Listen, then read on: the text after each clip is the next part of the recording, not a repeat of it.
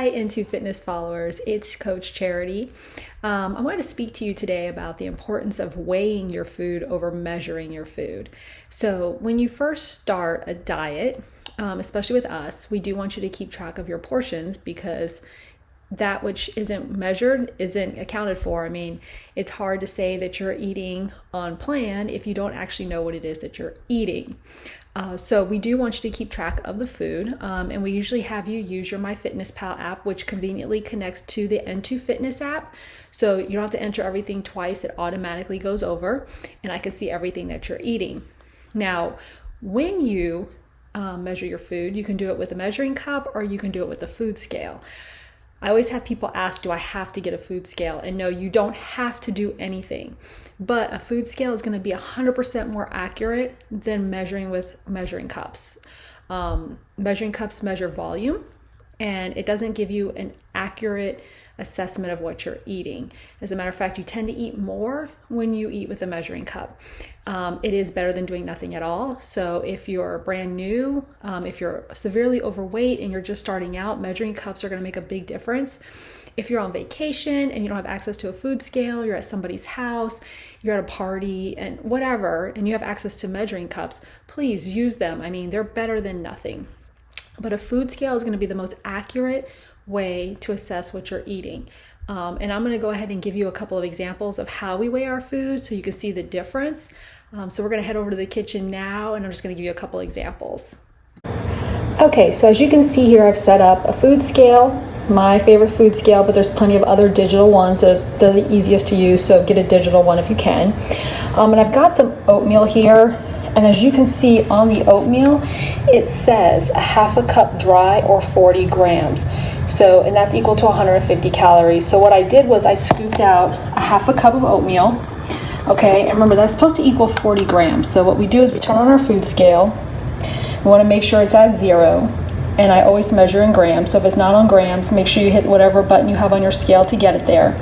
And I'm just going to take this half a cup and pour it into the scale. Okay, and so as you can see, the half a cup measurement is actually 60 grams, not 40 as it says in the container. So this is going to make a slight difference in the amount of calories that you're consuming. Now granted, it's 20 grams, so that's probably going to be 30, 40 calories, but 30, 40 calories for every meal adds up. If you're eating 6 meals and you're eating an additional 40 calories a day or for each meal, that's an additional 240 calories that we're not accounting for. So it comes out to be about a quarter to a half a pound a week that you're either gaining or holding on to. Okay, so another question I get from clients is, how do we handle nut butters? You know, things we have to scoop out of a jar. So that includes like peanut butter, cashew butter, almond butter, cookie butter, Nutella, you know, those are nut butters too, right? How do we scoop those out so that they're accurate? According to this jar of peanut butter, it says 2 tablespoons or 32 grams. Now, we've already discussed that 2 tablespoons is not going to be accurate. Number one, when we scoop out 2 tablespoons with the measuring spoon, we all know that that's a hefty scoop. And I'm going to show you that here in a second. So we want to get to 32 grams. Now, normally when we scoop something, we're going to lick the spoon. I mean, come on, how many of us scoop out some peanut butter or some Nutella and then only eat what we push out into our container and not lick the spoon? I'm licking the spoon, you're licking the spoon, we're all licking the spoon. So what I'm going to do is I'm going to put it on the scale and I'm going to have it zeroed out on the scale. And then I'm going to scoop from the jar the exact amount I need, 32 grams if I need 2 tablespoons, 16 grams if I need 1 tablespoon, right? And then I'm going to eat only that. So I can lick the spoon after I scoop it, and I still only get the calories I'm supposed to get. Now, incidentally, I'm going to use this 1 tablespoon here to scoop out 1 tablespoon of peanut butter. So let's see what a normal scoop looks like when we use a measuring spoon.